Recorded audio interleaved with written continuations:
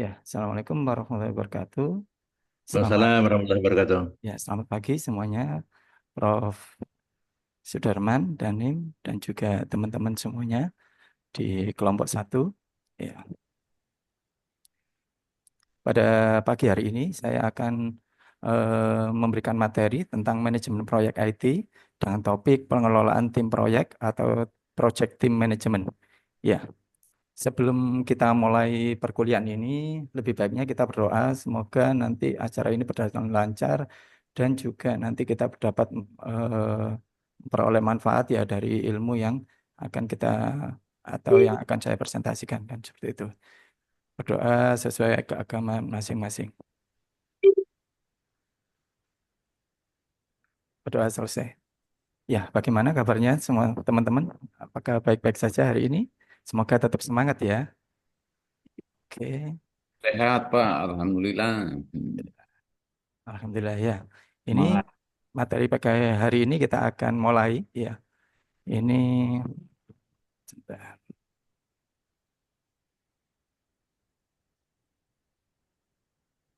Ya, capaian pembelajaran untuk pada pagi hari ini ya. Ini nanti harapannya mahasiswa mampu membangun tim yang efektif dan mendukung kolaborasi di anggota tim seperti itu. Yang kedua, ini nanti mahasiswa dapat menerapkan teknik komunikasi yang baik untuk memastikan informasi mengalir dengan lancar kan seperti itu. Ini sebagai gambaran awal untuk perkuliahan ini sebagai gambaran, ini seumpama ada suatu kasus seperti itu ya. Ini ada kasus suatu ketidaksesuaian kompetensi anggota tim pada proyek pengembangan aplikasi mobile seperti itu. Ini ada suatu kasus. Jadi ringkasan kasusnya ini ada sebuah perusahaan IT seperti itu memulai proyek dengan pengembangan aplikasi mobile untuk klien. Namun di dalam satu timnya ini ternyata salah satu timnya ini ada yang tidak kompeten ya atau tidak memiliki pengalaman yang memadai. Sehingga pengembangan aplikasi mobilenya ini bermasalah. Dan ini menimbulkan nanti efeknya yaitu keterlambatan dalam menyelesaikan tugas atau proyek ini akhirnya jadi terhambat kayak gitu ya. Jadi waktunya akan molor. Dan juga karena waktunya molor nanti pastinya secara biaya pasti akan eh, juga membengkak ya dari rencana awalnya ya kan gitu ya. Jadi kenapa ini sangat penting ya pengembangan pengelolaan tim proyek ini karena nanti efeknya terhadap waktu penyelesaian dan juga biaya. Ya ini adalah pentingnya pengelolaan proyek. Yang pertama itu ini untuk sangat penting untuk mencapai keberhasilan proyek seperti itu ya. Jadi ini pengelolaan tim ini untuk membangun tim yang solid ya, yang penting itu. Jadi untuk mencapai tujuan proyek secara maksimal dan efektif. Yang kedua ini mendistribusikan tugas yang tepat ya. Jadi tugas kepada personel yang tepat ini membantu proses penyelesaian proyek yang lebih cepat dan lebih baik seperti itu. Dan yang penting berikutnya dalam pengelolaan tim yaitu menjaga komunikasi proyek IT yang efektif. Apa saja dalam tahapan proyek ya tim manajemen proyek ini ya ini tim manajemen proyek ini mencakup proses yang diperlukan dalam mengelola orang-orang yang terlibat dalam proyek ini secara efektif ya. Jadi seluruh tim dari proyek manajer ini sehingga sampai stakeholder memiliki tanggung jawab masing-masing seperti itu. Jadi untuk project team management ini terdapat 4 proses ya. Ini dalam melaksanakan tim proyek yaitu pertama harus ada planning, terus pelaksanaan, pengecekan dan evaluasi kayak gitu ya. Jadi dokumen yang dihasilkan dari tim proyek ini yaitu pertama nanti ada dokumen project organization chart, staffing management plan, ya, responsibility assignment metricnya dan resource histogramnya.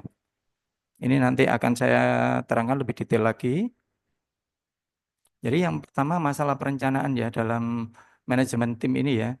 Jadi ini untuk mengidentifikasi keterampilan dan kompetensi yang dibutuhkan untuk melaksanakan proyek serta menetapkan peran dan tanggung jawab seperti itu. Jadi pertama menentukan keterampilan yang dibutuhkan. Contohnya ini dalam identifikasi skillnya dari masing-masing tim ini sama ada kita butuh project manager kayak gitu ya. Jadi experience bagaimana untuk seorang project manager ini ya, orang yang menjabat project manager ini semua kita kualifikasikan dia harus pengalaman sebagai project manager paling tidak itu minimal 2 tahun seperti itu. Skillnya bagaimana? Apa saja skill yang dibutuhkan seorang project manager? Yang pasti satu, project scheduling kayak gitu ya. Ini ada project scheduling, bagaimana dia harus mampu membuat schedule, untuk membuat strategic planningnya bagaimana, budgeting harus bisa kayak itu ya. Project life cycle management untuk melaksanakan project ini nanti dia harus paham betul seperti itu. Dan ini ada beberapa kelanjutannya untuk technical consultantnya bagaimana kayak gitu ya. Kalau sistem analis mama ini yang paling ini untuk pelaksanaan proyek kita kan pasti untuk di proyek IT itu kan ada minimal harus ada sistem analisnya ya. Jadi ini yang nanti sebagai pondasi nanti sistemnya ini bagaimana seperti itu ya. Dia yang menentukan kebutuhan sistem yang dibutuhkan oleh user tadi. Jadi minimal selama kita sebagai sistem analis ini dia harus pengalaman 1 tahun, dia harus paham bahasa SQL, sistem administrasi dan bahasa pemrograman tentunya. Seperti itu. Dan ini juga ada bisnis analisnya, dia yang akan nanti untuk skillnya ini dia harus paham betul untuk perangkat lunak analitik ini bagaimana, maka sistem yang dipakai nanti softwarenya sistem apa kayak gitu ya, pakai web atau pakai desktop atau pakai mobile kayak gitu ya. Dia juga nanti untuk menentukan data miningnya bagaimana kayak gitu ya, untuk pengelolaan datanya. Sistem analisnya, data analisnya bagaimana kayak gitu ya. Terus desain basis datanya bagaimana untuk kebutuhan user ini nanti di bisnis analysnya ini minimal 1 tahun. Quality insurance untuk memastikan bahwasanya nanti project yang dikerjakan ini memang secara quality bagus kan gitu ya. Harus ada yang mengontrol quality-nya kayak gitu ya. Jadi kualifikasinya dia harus memahami software engineering, memahami proses bug, tracking, ticketing dan testing. Yang pasti dia harus pengalaman di project product development seperti itu ya. Jadi dia harus mampu dari produknya ini bagaimana dia melakukan testing dan debugging kayak gitu. Yang selanjutnya ini adalah core core core timnya yaitu software developer. Jadi software developer ini dalam project IT ini menjadi core-nya dari seluruh perencanaan ini dia yang akan mengeksekusi kan gitu ya. Jadi dia harus minimal pengalaman 1 tahun menguasai coding ya dan juga software testing tentunya dan dia harus menguasai untuk software debugging untuk mencari apabila terjadi error seperti dia harus paham betul. Setelah tim tadi terbentuk ya kualifikasinya juga sudah ditentukan. Selanjutnya yaitu membuat responsibility assignment metricnya ya untuk memetakan pekerjaan proyeknya dalam work WBS-nya, work breakdown structure-nya kepada orang yang bertanggung jawab dalam tim itu. Jadi ini nanti pengalokasian orangnya. Jadi hal ini sangat diperlukan ya. Ini karena apa? Seorang yang memiliki tanggung jawab dan bekerja yang tidak memiliki tanggung jawab yang jelas kayak gitu ya. Apalagi kondisi kerja remote kayak gitu ya, maka ini kemungkinan proyeknya pasti tidak berjalan dengan lancar kayak gitu ya. Jadi berikut adalah metriknya. Jadi kita ngomongnya REGI ya, responsibility, accountability, consult dan informat. Jadi ini adalah satu proyek ini memiliki cat ini. Jadi responsibility orang yang memerlukan suatu kegiatan yang melakukan pekerjaan secara langsung. Jadi yang terlibat langsung ini adalah responsibility-nya.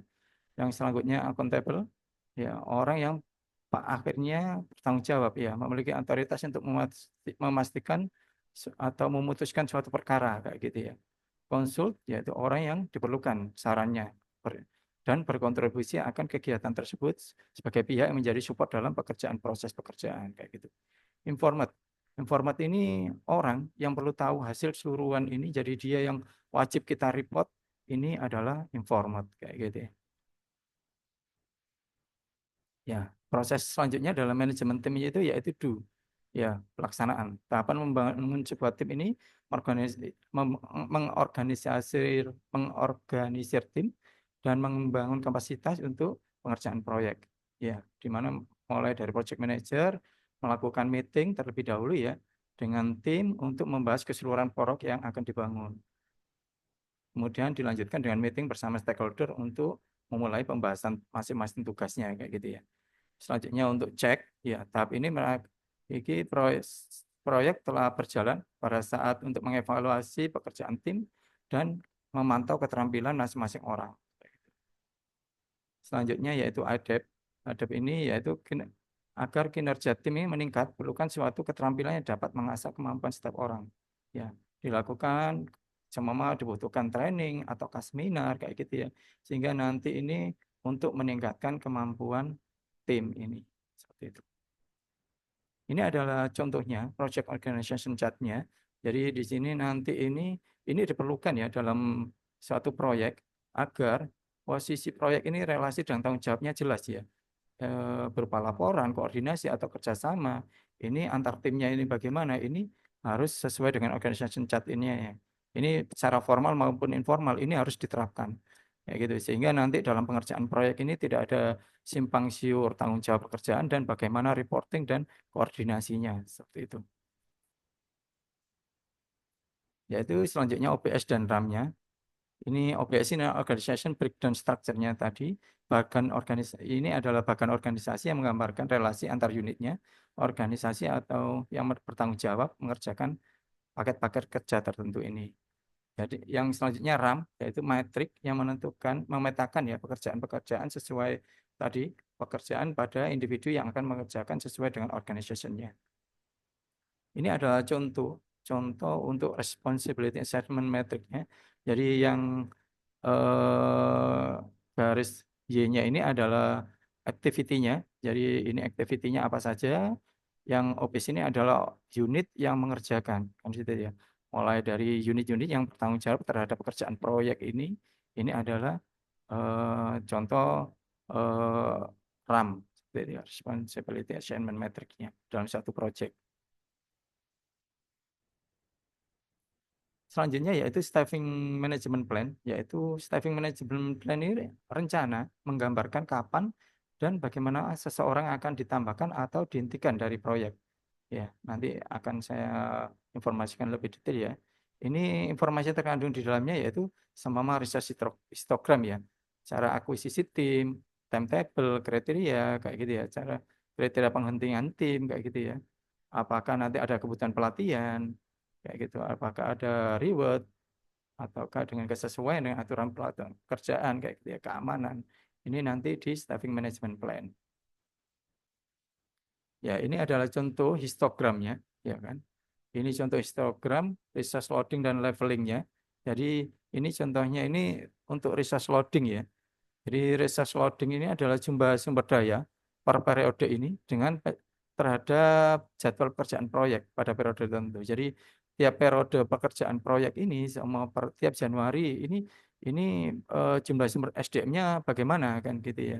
Berapa jumlah yang dibutuhkan dalam pengerjaan dalam satu rencana proyek di bulan Januari, Februari, Maret seterusnya ini nanti dapat diketahui ya, untuk memahami resource yang digunakan pada rencana pengerjaan proyek di masing-masing bulan.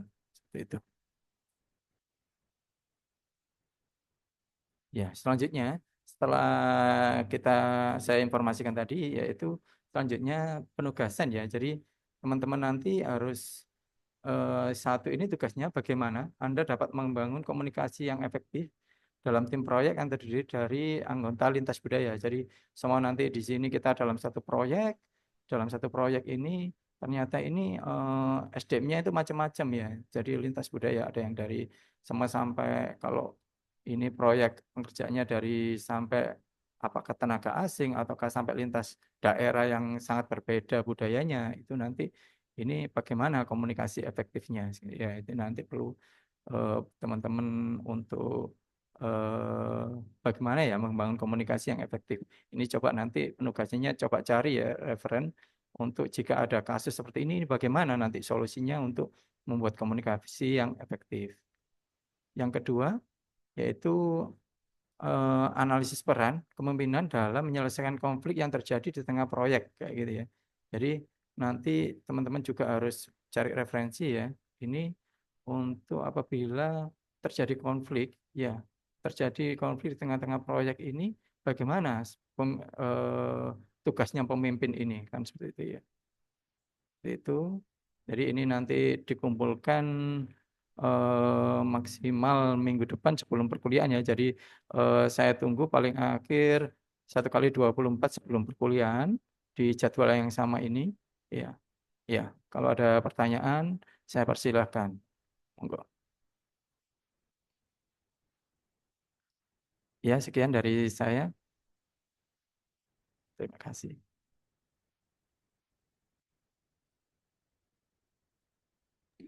Baik, terima kasih Pak Muhammad Sodikin. Ini luar biasa nih. Saya punya beberapa catatan kecil. Kalau ada kombinasi antara narasi dengan gambar pada tempat-tempat tertentu atau slide tertentu itu mungkin lebih bagus kelihatannya ya. Supaya materi tidak sampaikan yang disampaikan tidak terlalu monoton. Yang kedua, mungkin kita misalnya tadi ada plan, do, check, dan adapt gitu. Kalau itu dibikin gambar, lingkaran gitu, mungkin lebih atraktif dan di memori mahasiswa mungkin akan lebih lama gitu. Meskipun pola narasi kan juga tidak berarti salah gitu. Terus yang ketiga, istilah-istilah asing gitu, kalau perlu ada penjelasannya, misalnya singkatan dalam bahasa asing, kalau ada padanan singkatan dalam bahasa Indonesia, mungkin akan lebih baik gitu, terutama bagi mahasiswa yang masih memerlukan penjelasan tambahan. Gitu. Lalu tata huruf juga penting karena semua guru sebetulnya guru bahasa. Gitu. Ada guru bahasa dalam bidang farmasi, ada guru bahasa dalam bidang manajemen. Karena itu penggunaan huruf besar, huruf kecil, atau ejaan, katakanlah begitu ya, di presentasi yang akan datang itu memerlukan perhatian yang cukup serius. Di balik semua itu, serius selamat Pak Muhammad Sodikin yang mudah-mudahan sukses menyelenggarakan kegiatan pembelajaran di masa depan. Ya, terima kasih. Baik, kita lanjut ke sesi berikut.